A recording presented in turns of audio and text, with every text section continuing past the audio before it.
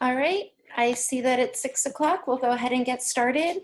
I would like to take a moment and thank everyone for joining our call this afternoon. My name is Jamie Kainz. I'm the Director of Student Services at the IIRP, and I'm very excited to have the opportunity to share this time with you.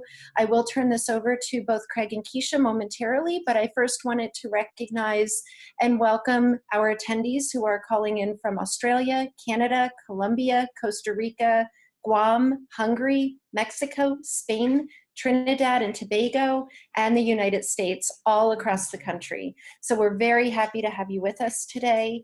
And just a few housekeeping notes. All of our attendees are on listen-only mode.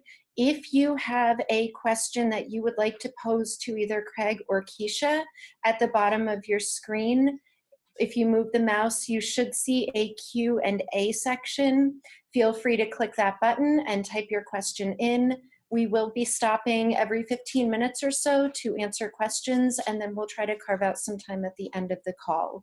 So if you have any questions, feel free to post them there. And at this point, I'll turn it over to Craig and Keisha.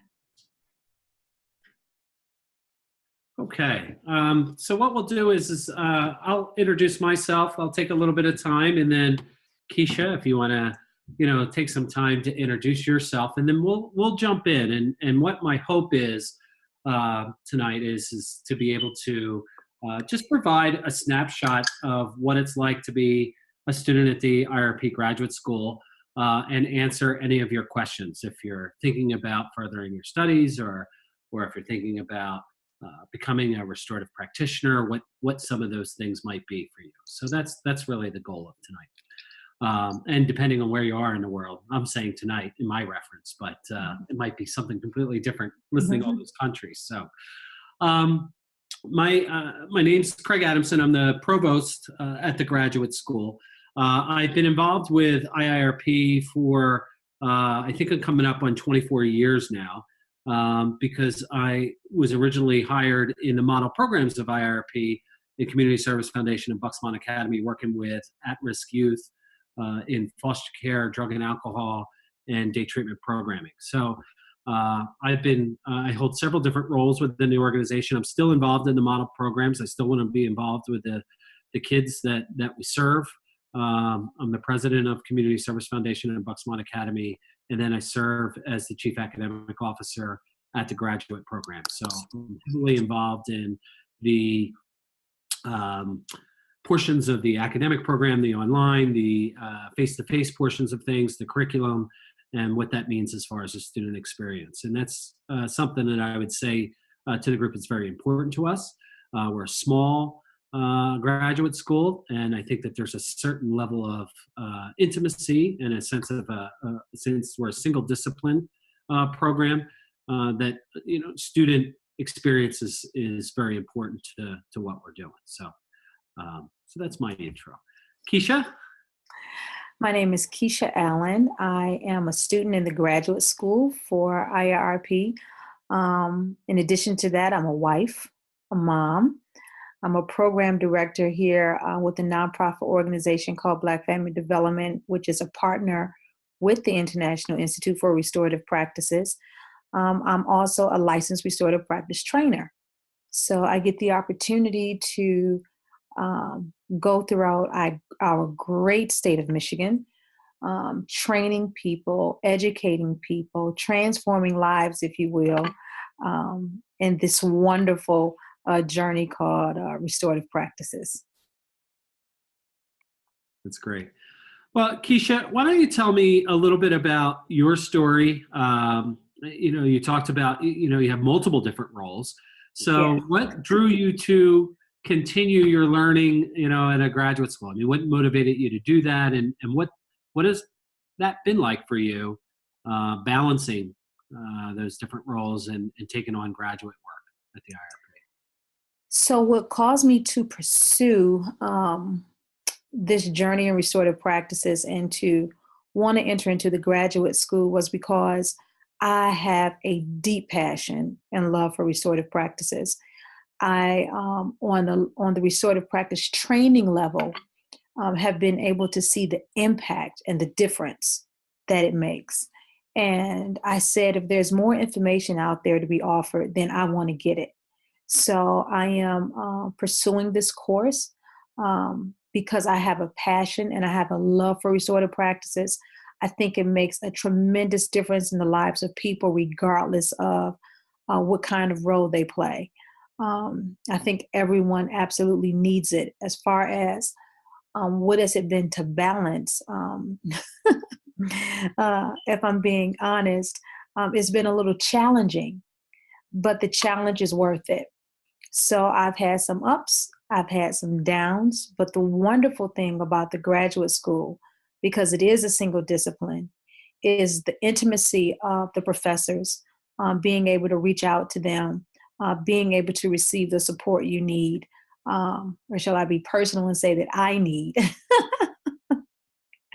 So it has been absolutely fantastic. And my philosophy is if something is too easy, then it's not worth it. So it's been absolutely rewarding. I've gotten so much in the classes that I have taken. And when I tell you that literally every one of them has taken my thinking to another level.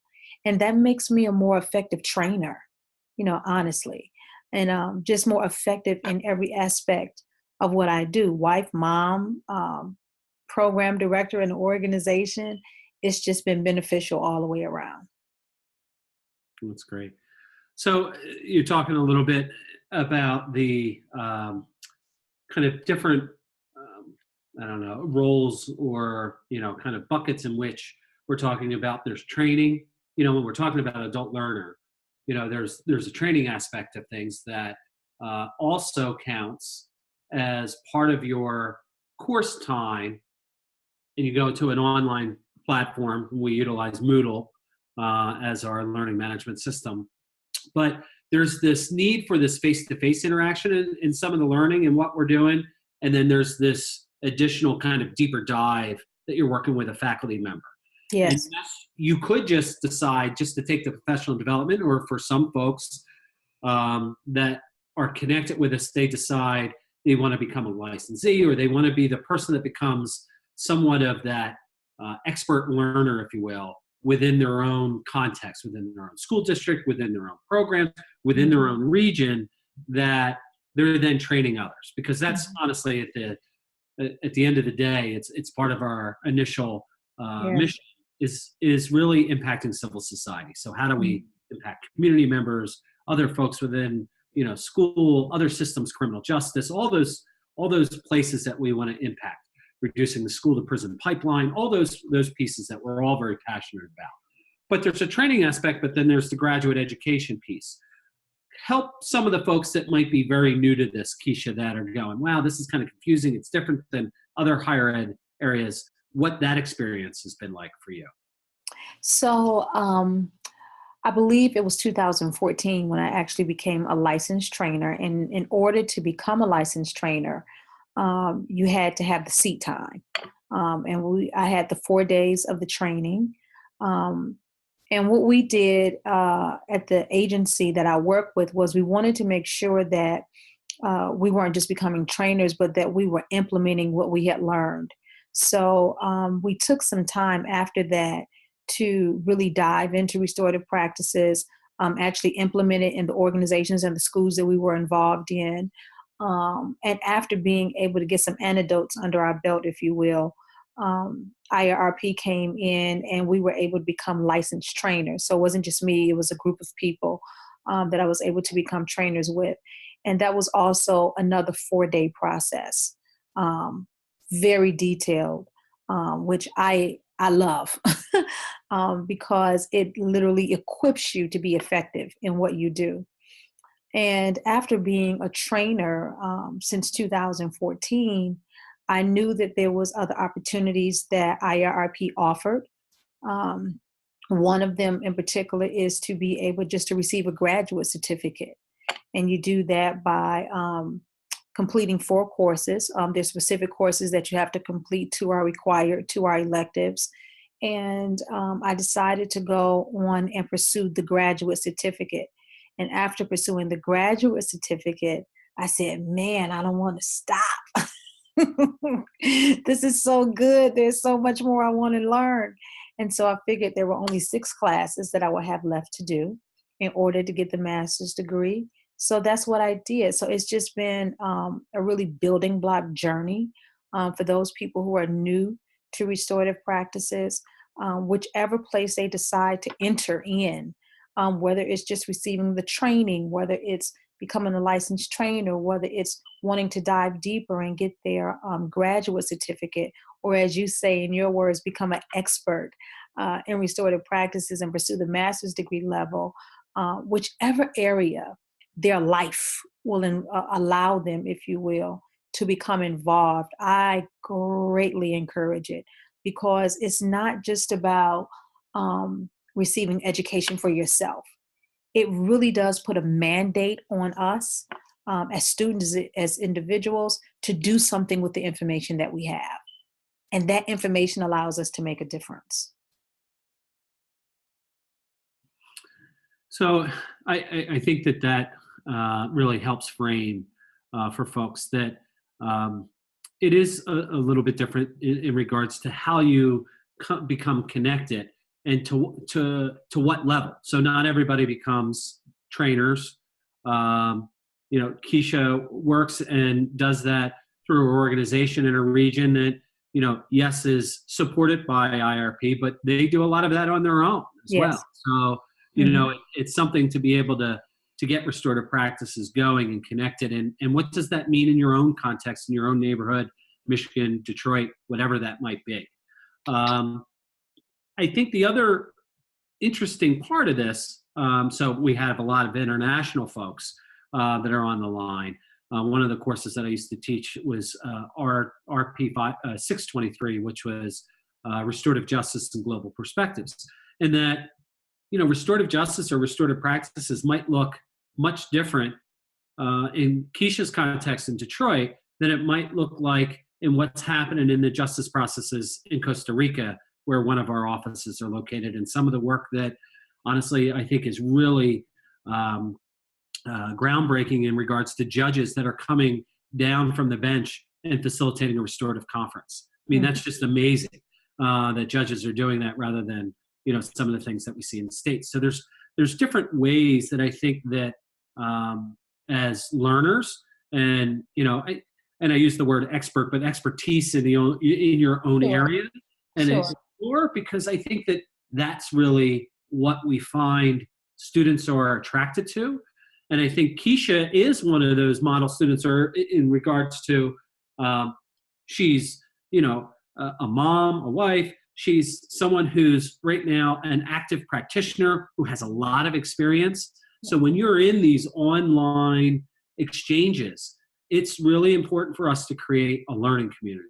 Yes. It's not like a workshop that you go through, you take a test, and then you move on. Yes. This is really about creating a community of learners. Yes. And I was referencing the Global Perspectives course, and I think I had about 15 folks that were in that course at that time. And so class sizes are fairly manageable, pretty small.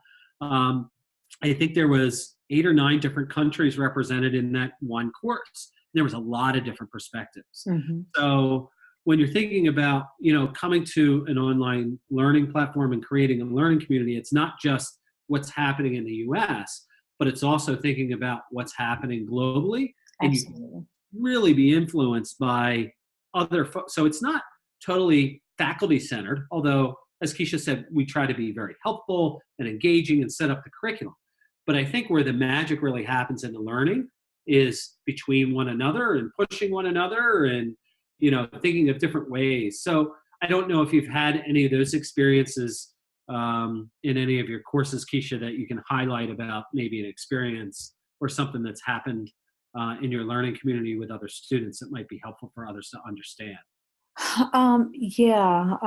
There are actually several that I can speak to, but one that speaks out to me at the moment as it relates to the learning community was my action research class. Oh boy. That class was so phenomenal because the feedback that I was able to receive from my classmates, which becomes our community, if you will, was so powerful and dynamic. Um, that class was one of the classes that really helped me to like take a look at me and to find out what is it that I can do better, right? And it was helpful going through that transition and going through that process, knowing that I had a cohort of fellow students who were being supportive, who were providing honest and deliberate feedback. And you could tell that the intention was for all of us to go to another level, to push each other, if you will. And that has actually taken place in several of the courses that I've had, but that's just one that sticks out to me right now. That was the one that made me go back and take a look at myself and say, wait a second. I know I'm a restorative practice trainer. However, there's so much more. And my fellow students helped me to see that. And I think that some of that is on purpose. Yes. So one of the things, just to get to this, and then Jamie has some questions that are popping up that I want to be able to for us. So it's designed that way that, so if you come into doing some of the coursework, you're doing some of the cognitive work and learning and thinking about theory and things of that sort.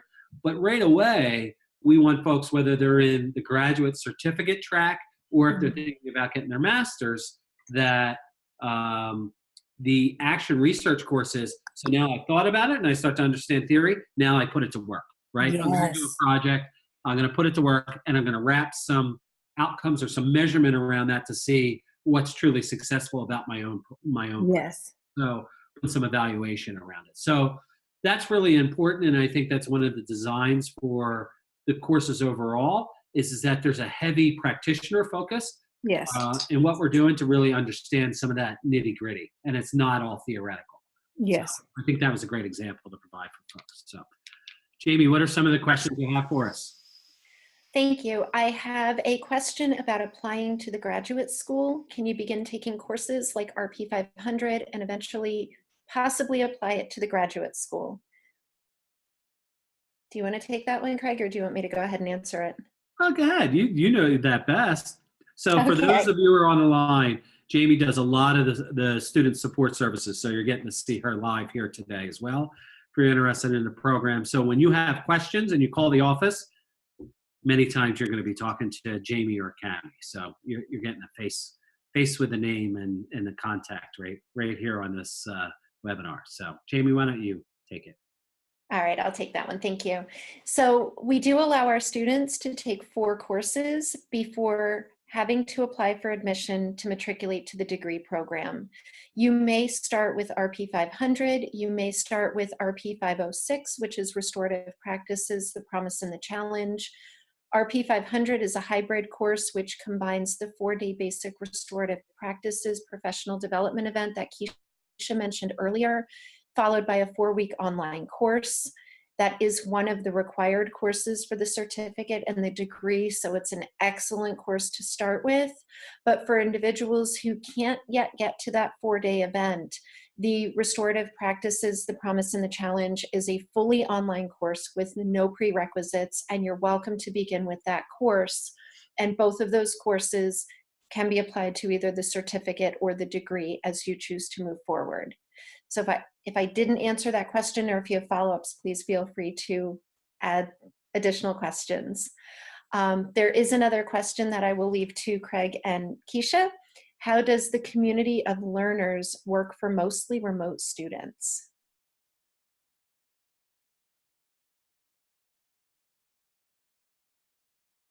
How does it work for remote students? Say it again, I'm sorry. How does the community of learners work for mostly remote students? Almost everybody is remote to a degree in regards to when they're coming online. So, I mean, geographically, we have folks that are around the world. And we usually, as faculty, we try to make deadlines so that even though most of the work, I would say 90% of it is asynchronous, there are some classes that have some PLCs, professional learning communities that get together, or if they're doing some things. Frida Rundell, who's a woman who teaches, Dr. Rundell was originally a school counselor in South Africa, who does some work in our adversity and trauma. So she does some synchronized learning groups for folks that she works out times and offers multiple times. So even if you're remote, you're still creating community. You would post something by midnight a certain night. So as an asynchronous function, I would write something. Keisha would give me some feedback. Jamie would give me some more feedback. Some others would give me some feedback. And then I'd come back to it, absorb the feedback, and then reflect upon what some of that feedback is. And I think some of the pieces that Keisha were talking about is it's not just these academic conversations at times.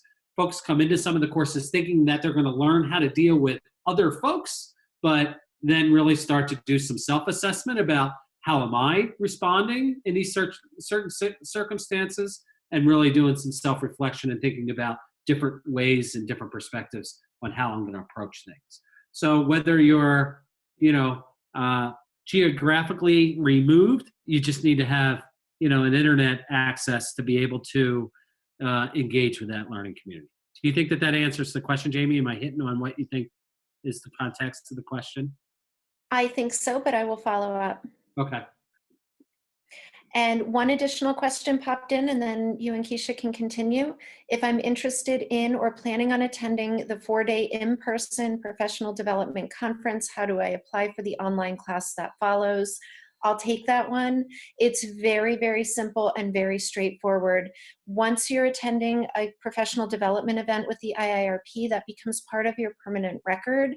So when you create your student portal and enroll in the RP 500 course that follows, Cami and I can verify your attendance at the 4-day event. We give a $1 credit for you attending that event toward your tuition. We do all of that behind the scenes. So it's a pretty streamlined process. We are here to help you. We have multiple ways for our students to contact us, whether it's email, phone. We use an online call scheduling app that's available on all of our graduate education pages that you can schedule a time that's convenient for you, that we can call you so you can carve out the time so we can address those questions.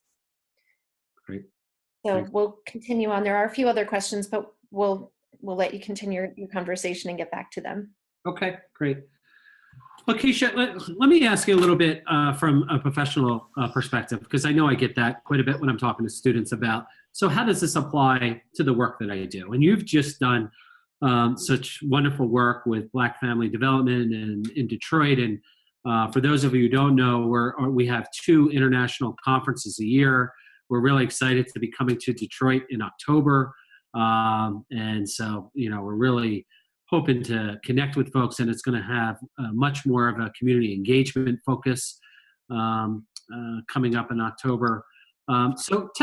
So you're in graduate school. Where's that bridge? What's that bridge between what you're doing, what you're learning, how you're applying things, your projects? Like, how does that work? And I'm making some assumptions because you and I have had some conversations, but how do you create that synergy between those worlds for you? There is such a strong thread through all of those pieces. And as you mentioned earlier, what's taking place in Detroit may be different, of course, than other places around the world. But in Michigan, recently legislation changed that said we can no longer do zero tolerance. So if a child goes to be suspended or expelled, there has to be some documented proof that they have done restorative practices or some kind of intervention. So of course that opened up the box, if you will, for educators wanting to know more about restorative practices. What did that mean for them? How does it work in their environment? How do they begin to implement it? So as far as the education piece is concerned, we've been doing a lot of relationship building and education with educators throughout Michigan. Also, as far as the justice system is concerned, We are really in the process of going towards making Detroit a restorative city. We started in a zip code area in Detroit that happens to be one of our worst zip codes, 48205. That is considered to be our 9th precinct. In that community, we have trained the police department, we have trained judges, we have trained community members where we meet with them once a month, and about 200 residents come out per month for that, where we are doing strategic building blocks as it relates to restorative practices. So we're watching the needle move even in the communities as it relates to building a restorative community, even watching how the police officers are now building relationships with the residents. So it's connected to us in a restorative justice sense. And, you know, we are also beginning to get many calls from people who are not in the education system or not in the justice system, who just want to know more about building relationships and restorative practices. And how does that work for them personally, as well as the organizations that they may be involved in. So it threads through every single thing that I do at Black Family Development, and also personally. I'm involved strategically at one of our schools in Detroit, which Black Family Development happens to be the manager of that school. And we've been going through great changes and transition in helping that school to become a restorative school. So training the teachers, training the students, training the parents, changing our policies and procedures, even the kind of documents that we distribute, our student and our parent handbooks, making sure that our ancillary staff is trained as well. So when you say, you know, what's the synergy? It's in every single thing that I do, even to the point of the churches that I'm involved in. So it has really, really become just a beautiful blossoming flower for us here. Wow. Like I said to you folks, that Keisha's doing some wonderful work. I mean, you hear that in the last 10 minutes, and I'm just really impressed. I'm really, really proud. One of the things that I would say as well is, within the coursework, there's a lot of flexibility for you to make it connected to what you're doing. So what Keisha's talking about in our action research project, or if she's talking about one of the course in I mentioned earlier, trauma and adversity. I mean, all those things work into, so how am I a practitioner? Where am I in my community, and how can I impact what it is I'm doing? So you saw those parallels that were being made by Keisha. For some folks, it may not be as easy, and some students are thinking about, so what does that look like for me? My school district, or they are very much zero tolerance, and so how do I do that? How do I make those? And my feedback always for folks is, start with what you have impact over. And even if you're a teacher in a small school and you're having impact over those kids that are in your classroom, and creating restorative ways to engage with them and their families and other folks and other staff members, it can start there, or it's as large as some of the work that Keisha's doing. And I think the difference between, is it a way of being, a way of life? And you'll hear that from some of us if you're around us enough, or is it like this tool? It's so much more than, it's not just a tool. Thank you for saying that. It's the house, it's the community, whatever you want to, but are there skills and competencies that you can learn that are very practical the very next day, coming from a training or coming from your graduate school, unit? Absolutely. So, Can I respond to something you said that's so important? Again, going back to the action research class, I'll be honest and transparent. When I initially entered that, my idea for the school that I'm involved in was, let me come up with a project as to how I can fix these people, because they have been trained in restorative practices and it just seems like they are not getting it. And what I found out was, it wasn't that they weren't getting it, I wasn't getting it. And through that action research project and the skills that I learned from that particular course, I was able to engage the staff in a completely, totally, and different way that almost immediately began to make a difference. And in how they even related to the information, right?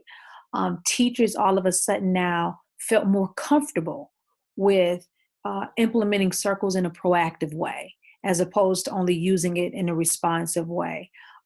It made such a difference in the school this year alone, and last year, because that's when it began, that this year, we haven't had one child that has been suspended from the school.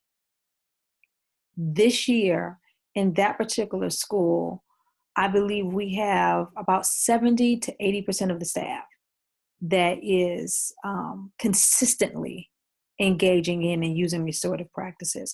The principal even uses now a restorative method in terms of how she's evaluating teachers, and they appreciate it so much better. But all that information was able to be shared because of the skills and the lessons that I learned from that particular course. Yeah. All right, Jamie, you have some questions that are popping up? I do, and I'd actually like to just chime in here as well, because Keisha, you were talking about all of the great work you're doing in the community across all types of populations, whether it's in a school or in the church or parents. And I can never emphasize enough what you learn and what we learn as a graduate student at the IIRP is applicable in virtually any community. And I emphasize that because I don't work in a school. I work in higher ed. Mm-hmm. Keisha, I work with her on a regular basis. I work closely with Craig. I'm not working with K through 12 students in a traditional school environment, yet what I'm learning in my classes is completely applicable to the colleagues. Like Keisha mentioned, the staff. It's really, really powerful, and it's really changed my approach in interacting with the people that I work with, along with my family too. But really, when it comes into the applicability of work, it's how do I communicate with colleagues? How do I hold people accountable as a supervisor? How do I provide direct feedback? How do I support other people to do the same so their needs are getting met? So I just wanted to chime in there because it's really something that does apply across communities. But more importantly, the questions. There's some great questions coming in, so thank you to the people that are posting. Please feel free to continue asking. This one I hear pretty frequently, so I'm excited that somebody typed it in. Did I hear correctly that you can be a licensed trainer with 8 days of training? If that is the case, what is the benefit of the certificate or the degree from a career path perspective, besides personal growth, of course? Let me answer that a little bit, and then Keisha, you can chime in from your experience. So no, you can't just go 8 straight days to training and then be a licensed trainer. So it's so the duration of time. So folks go to some of the initial training, the 4-day, the circles, restorative conferencing. Then you spend about a year at least, is what we say, implementing them. You have to get your stories. You have to get your feet wet. You have to be, involved in that. Part of the benefit, or longer for folks, depending on how intensive you are in implementing those things. If you're only running a couple circles, the trainer of trainers is not going to be very helpful for you. So it's over time.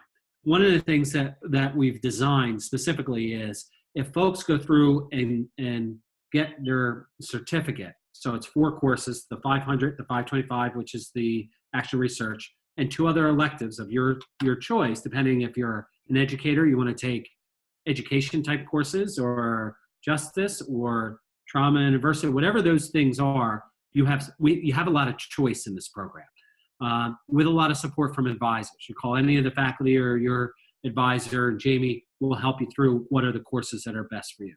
Once you finish the certificate program, you could go into the TOT, take the TOT, which is 3 days, trainer of trainers, and that's free. That's part of, if you finish the certificate program, you can then become a licensee.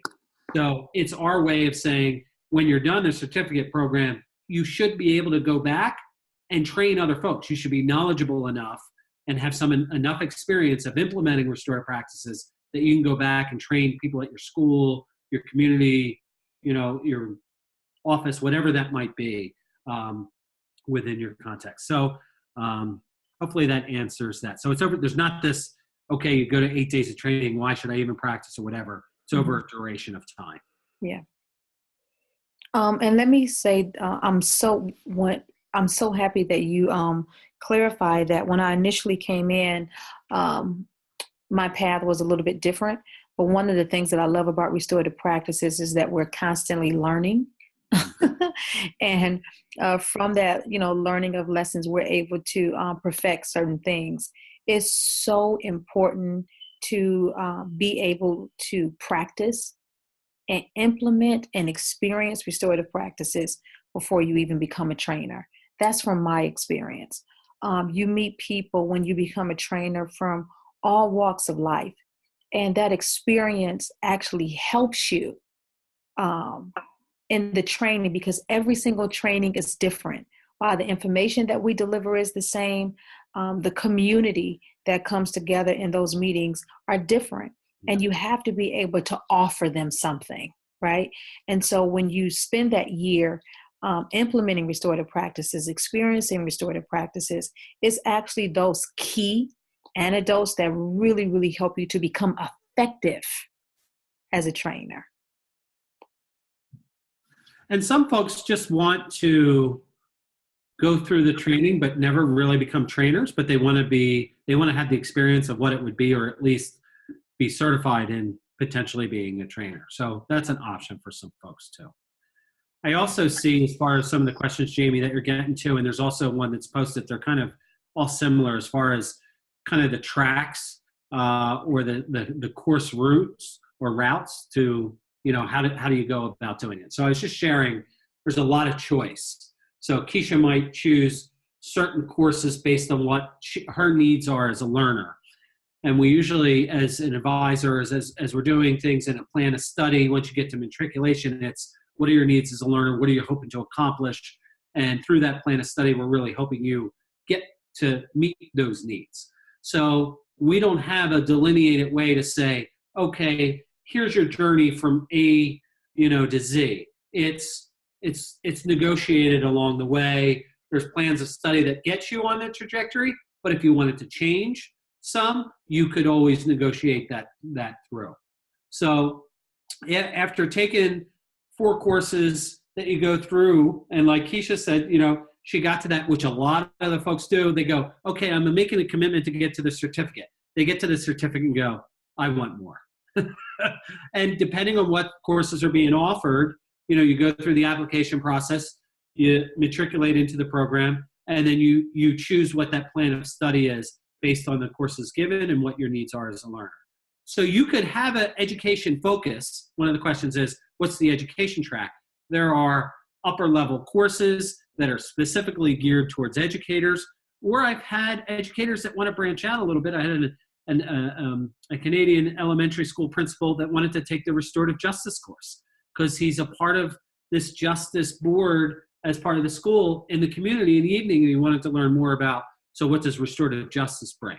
So just because you're an educator doesn't mean that you can't take some more of maybe the counseling or justice courses as well if you want to expand your learning a bit to understand what those are. So there's also an opportunity for folks to do an independent study that some folks take advantage of, that they're doing this pretty major project that they want some guidance from. In fact, it can't be an already created course that we already have. It has to be something that isn't in the curriculum, that you want something very specific to do, or maybe a potential research project. So, and you could work with one of the Ph.D.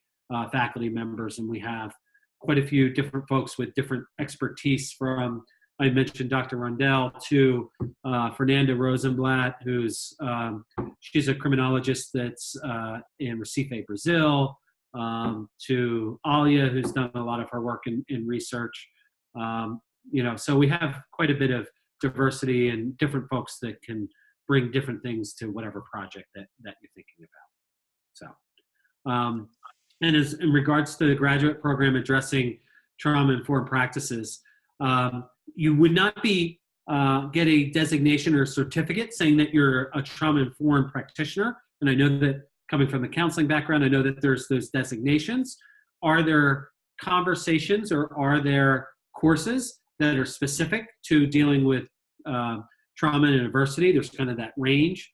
Common Shock is one of the books that we use in that kind of framework, and being able to be compassionate listeners to one another in restorative kind of processes. You can imagine in circles or even in restorative conferencing where you have some major incidents of harm. How do you go through that process and manage that and those emotions that can be pretty significant and pretty high at times? So yes, that's part of the conversations. But no, there's not a certificate that says you're now a trauma-informed practitioner at the end.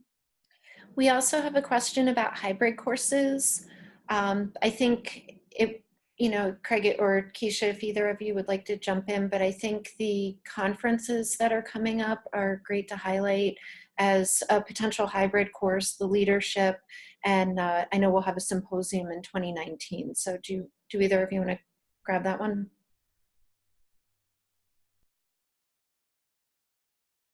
Do you want to try, Keisha, or you want me to? I do agree with you, Jamie. I do feel like the conferences are excellent opportunities for people to dive in. And actually at the conference that we just had in October in Bethlehem, Pennsylvania, I was able to enroll in, I believe it was 541. And that particular course was all about your experiences at the conference, taking you deeper as far as exposing us to other conferences that took place in places around the world. So the conferences are definitely excellent opportunities to be able to get started, if you will, or either increase what you're already doing, add to what you're already doing for restorative practices. And then Great, the K through 12 question that popped up in regards to how many instructors are K through 12 or what have you. And there's several of us that have quite a bit of experience in K through 12, both from the public side and the private academic side, and also from the school counseling perspective as well. So if you're coming at this from a specific perspective of education, I would say, Jamie, for folks in K through 12, as far as the student body, I think it's like 65% when you count like administrators, maybe even be a little bit higher, maybe even be closer to 70. Administrators, school counselors, teachers, other kinds of staff, school psychologists, things like that, is a predominant part of the student body. Yeah, I think you're right on, because we have the whole other category where students self-identify, but when we look at those where they're identifying themselves, they're still in the K through 12 profession, but it might be a teacher's assistant or something that we don't have a quantity for, a specific identity for. So I'd say probably around 70%.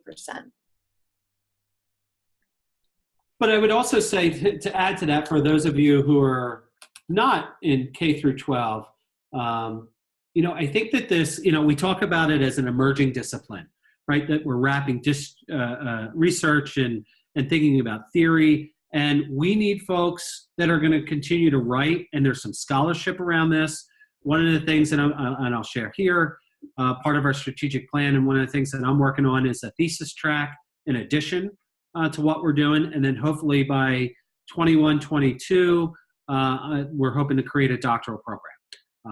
So whether that's an EDD or a Ph.D., we're still in formulation of these things, but this is how this emerging science is going to continue to get some scholarship and bringing in, where are those gaps? I mean, part of what folks are doing in our classes is not just how great is restorative practices as a conceptual framework, but if we're thinking about restorative practices as actual processes, where are the gaps? What do we need to do? What does this look like?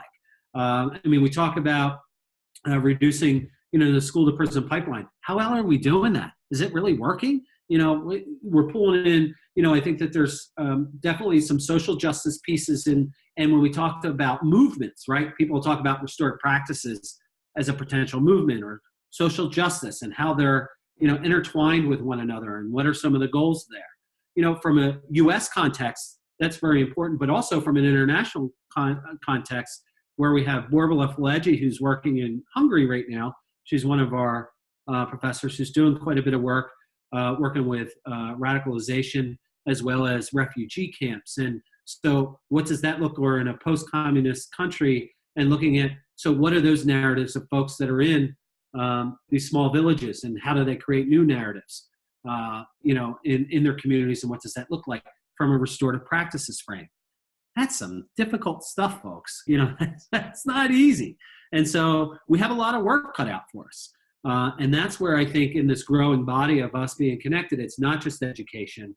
We have lawyers, we have social workers, we have folks that are, I was talking to a group that's doing community that says, let's do the, nurse family practitioners, when kids are first born, how are we engaging with parents from a restorative framework so that these kids don't become the at-risk kids later on in life? So how can we apply it there? Because it's so imperative of what we're doing. So, when I think about what learning there is, absolutely there's, if you're learning, if you're as an adult learner, you want to be focused on K through 12, you can definitely do that. But what I'm going to say to you is at times some of this learning can really be infectious, and it's really going to kind of broaden your horizon.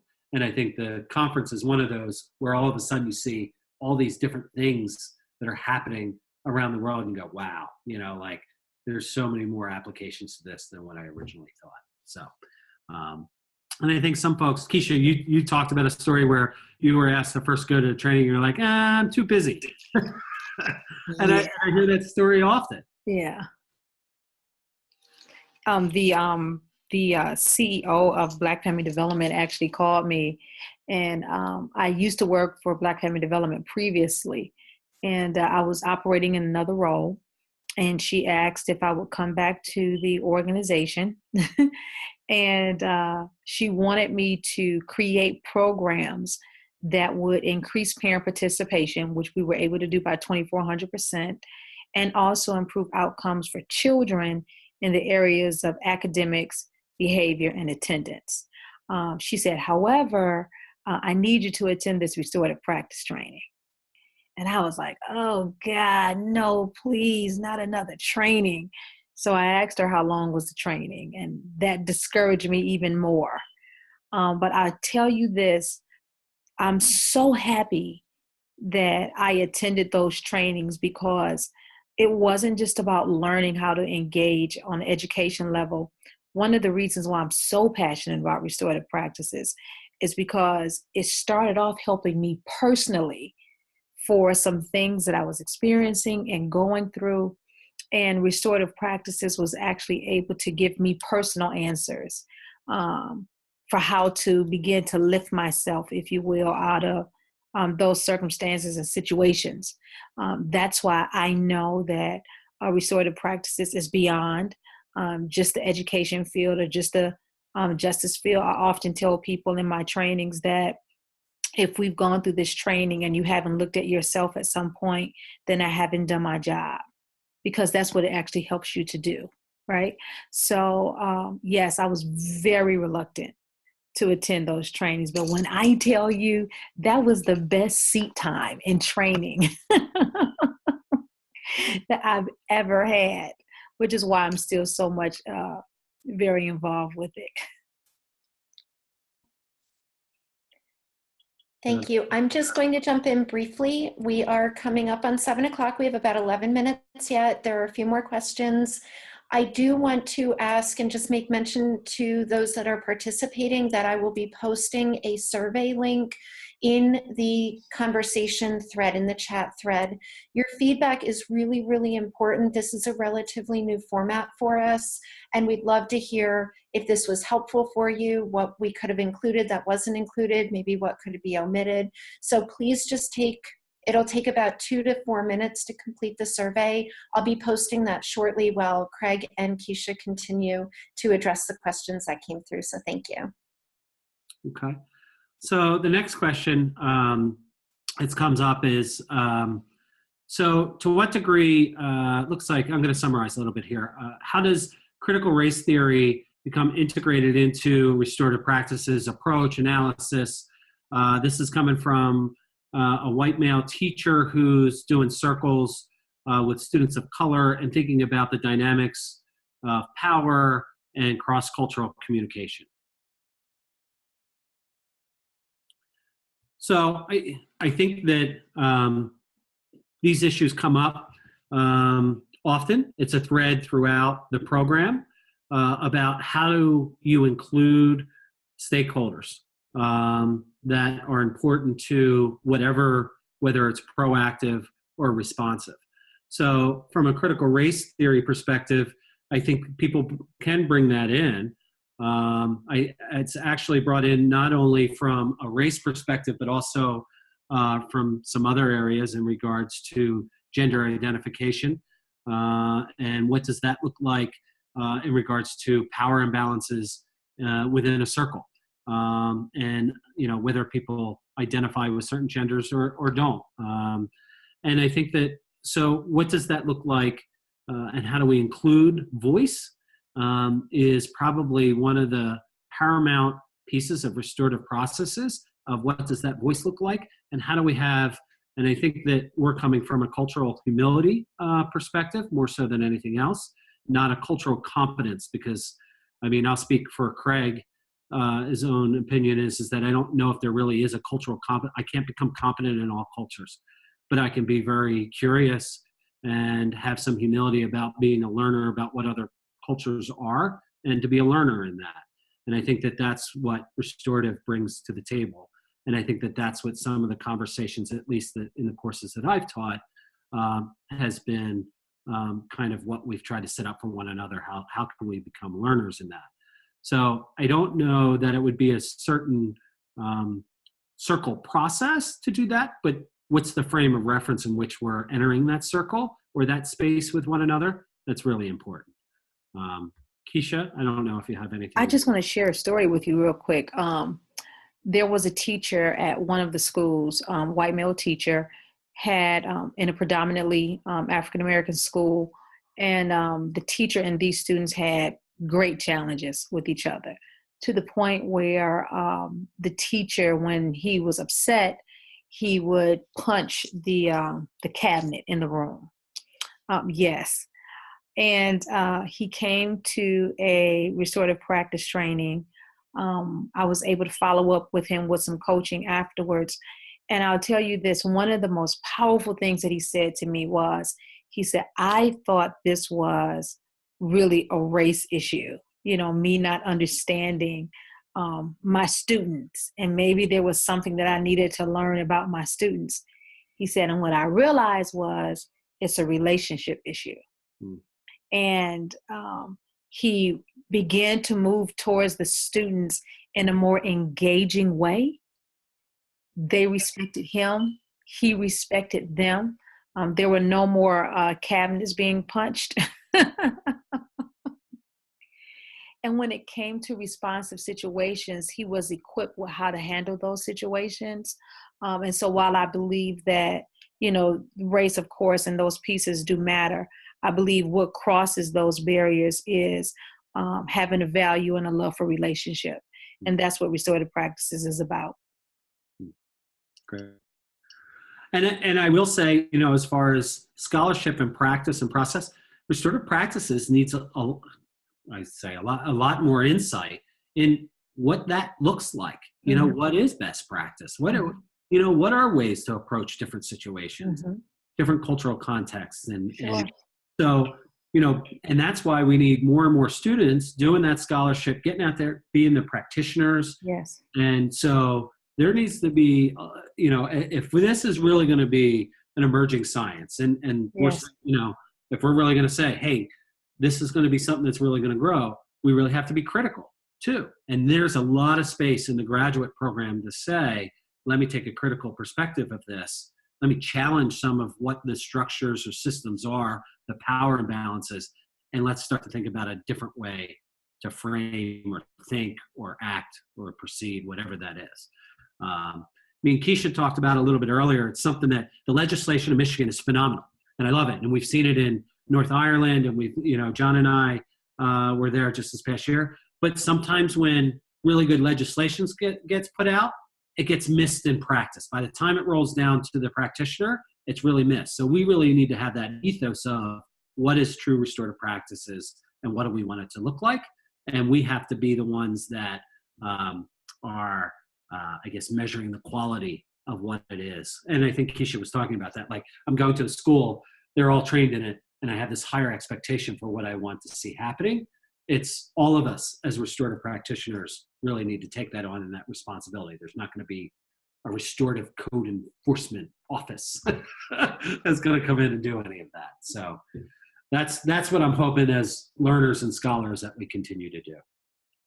So Jamie, I'm not keeping up. There's some more things that are coming up here in the blog here. Is there other questions that we need to hit before we end here 5 minutes?